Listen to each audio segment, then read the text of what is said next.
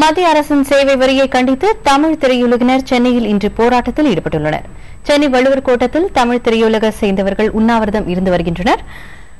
ரஜினி, சரத்குமார், சூர்யா உட்பட முன்னணி நடிகர் நடிகைகளும் தொழில்நுட்ப கலைஞர்களும் சின்னத்திரை கலைஞர்களும் போராட்டத்தில் பங்கேற்றுள்ளனர்.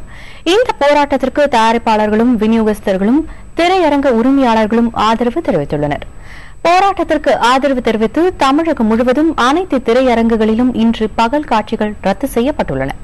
அனைத்து படப்பிடிப்புகளும் ரத்து செய்யப்பட்டுள்ளன. காலை 8 மணிக்கு தொடங்கிய இந்த உண்ணாவிரத போராட்டம் மாலை 5 மணி வரை நடைபெறுகிறது.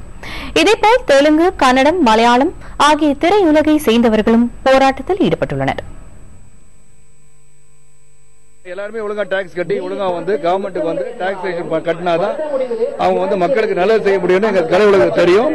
அதனால மக்களுக்காக பாடுபடுகின்ற என்டர்டைன்மெண்ட் இண்டஸ்ட்ரி அனைத்து சமுதாயத்தையும் ஒன்று சேர்க்கின்ற ஒரு தொழில் தான் இந்த தொழில். அப்படிதான் முன்னாள் பினான்ஸ் மினிஸ்டர் இந்திய ஜனாதிபதி சொல்லியிருந்தாங்க போன பட்ஜெட் செஷன்ல. அதில் சேவை வரி பெரிய பலுவாக அமைந்துடும்.